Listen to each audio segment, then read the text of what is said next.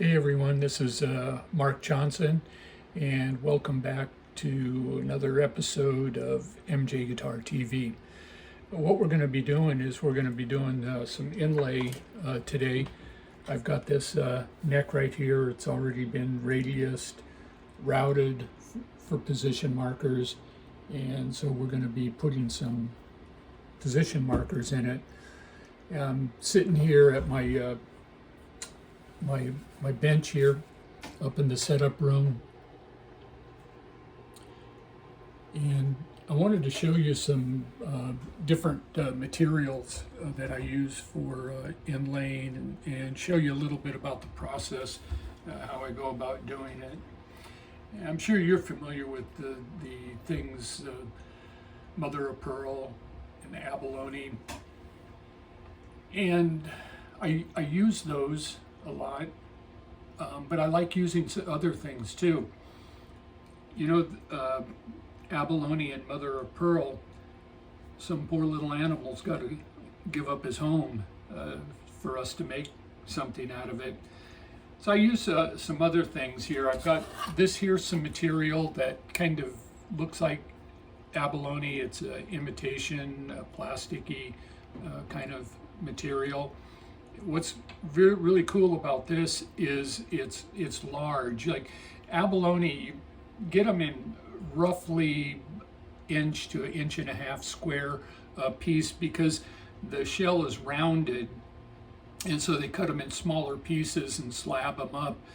I think there is a process now where they can actually soak the abalone shell in a material, it softens it, and then they can clamp it flat, slab it, and you can get bigger pieces that way, and they can laminate them together and stuff like that. So they've really come a long way in developing that material for bigger use. But this stuff is kind of cool to work with. Here's another type of a material. It is a polyester acrylic mixture, and it comes in big blocks, and I'll resaw it, laminate it, sand it. It kind of looks like mother of pearl, and again, it's a cheap material. You can get it in big sizes. Here's some stuff that is like a turquoise. It's part stone and part that's suspended in, I don't know, glue or something like that. I'm not really sure. But it's a little bit harder than plastic. It's, because it's got stone in it. I have some other material here that is more mother of pearl like, and this stuff works good in small pieces because of the pattern of this right here.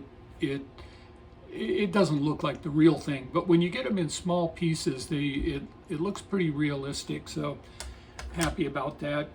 And again, more of this plastic. Here's a piece, and I've got part of it is buffed up and polished.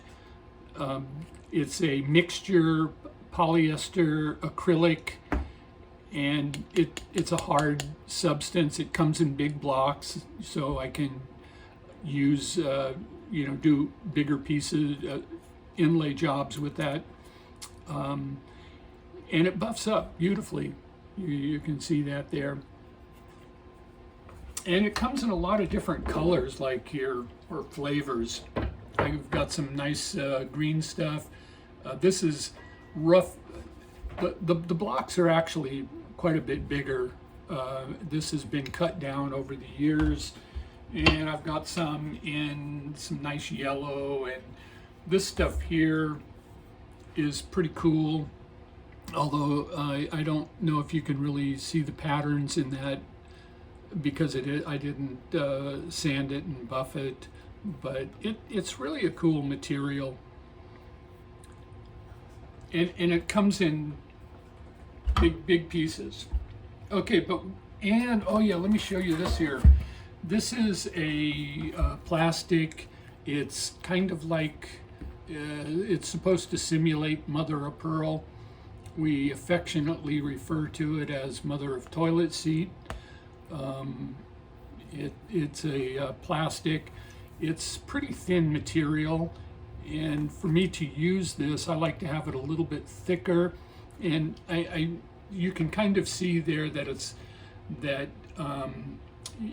a little bit translucent. So if you put this on a dark material, inlay it into a dark material, then it'll be a little bit darker than it is. And so when you stack this stuff up and you glue them together, then they get this really nice, vibrant white color that looks more like mother of pearl. But I'm not using any of that stuff here. Instead, what I'm using here is this material right here. This is a cellulose. It's probably one of the very first forms of plastic. Don't quote me on that, but it's an old material. It is highly flammable. When you heat it up, it'll burst into flames, or, well, not flames, but it starts to burn, and it's got this really cool smell to it. It's when you're working it, when you're cutting it, when you're grinding on it, sanding, whatever, and it smells like Vicks here, and it's pretty cool. And I wanted to also mention there first I mentioned about the abalone and the mother of pearl. When you're working with those things, it smells like when you go to the dentist and they're grinding on your teeth. Yeah, I don't know if you remember that, but it's got a very unique smell to it. Bone also smells like that. But anyway, we're going to be using this. And again, this was a thinner material, so I laminated two pieces together because I want that thickness. I want it to really have that mother of pearl look to it.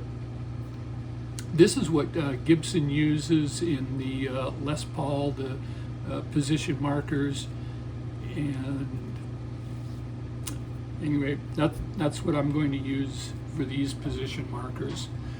So the first thing let me show you some of the tools that I'll be using too.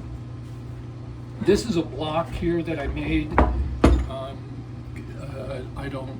It's just a, I don't know, I'll show you. I use it when I cut the material. I just clamp it to the bench, and I've got a little jeweler's saw. These blades are super small, and you can get really tight detail you can cut. It cuts through this plastic like like butter. I mean, it really does a job on it. Okay, so let me get my eyes on here, because I'm starting to go blind, and I'm going to cut these in strips, and then cut it to the length, and then I'll take my file round the corners, so that it'll fit in these slots. Now, this is how I do this, because it's the same thing every single time, and I have a video, and I showed how I go about routing these, and most people, when they do inlay work, they will cut the inlay material first, then they bond it to the fingerboard temporarily where they want it, and then they'll scribe around it, pop up the inlay, and then put some maybe chalk dust in the scribe line so they can see, and then they go about routing it out with a little Dremel. And so what I'm doing is a little bit different here, because I already have the position markers routed, and I'm going to fit the inlay to the routed slot. So let me do that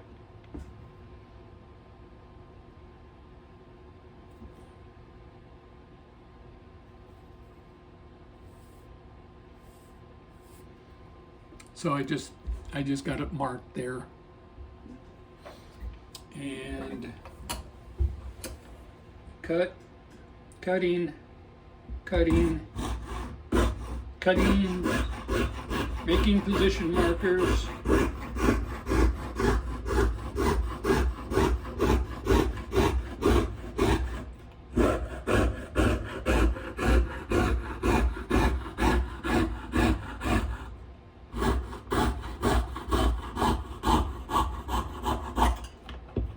Got it. So,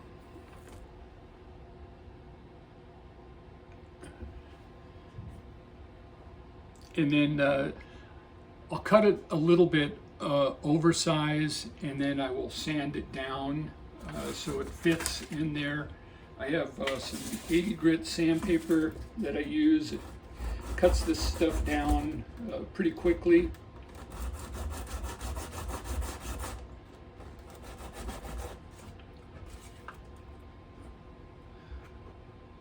Okay, that's actually pretty darn close.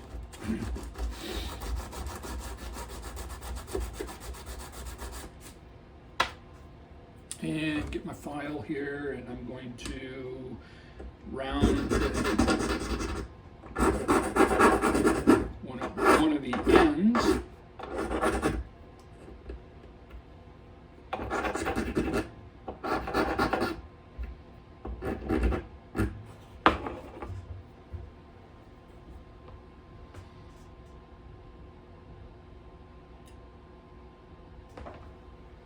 And then I'm going to cut it to the length.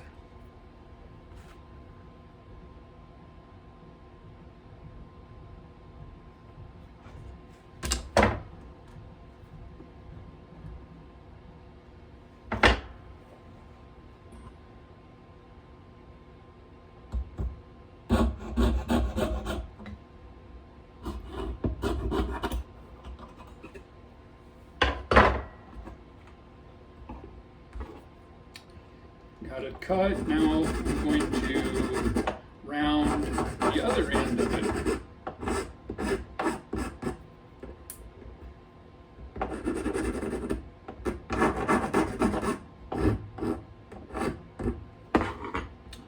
And then do a little dry fit. Looks like great, perfect, awesome. Little super glue.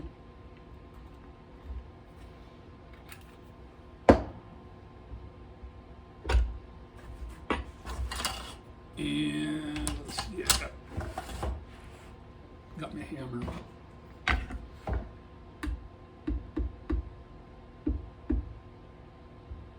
Okay, I like that.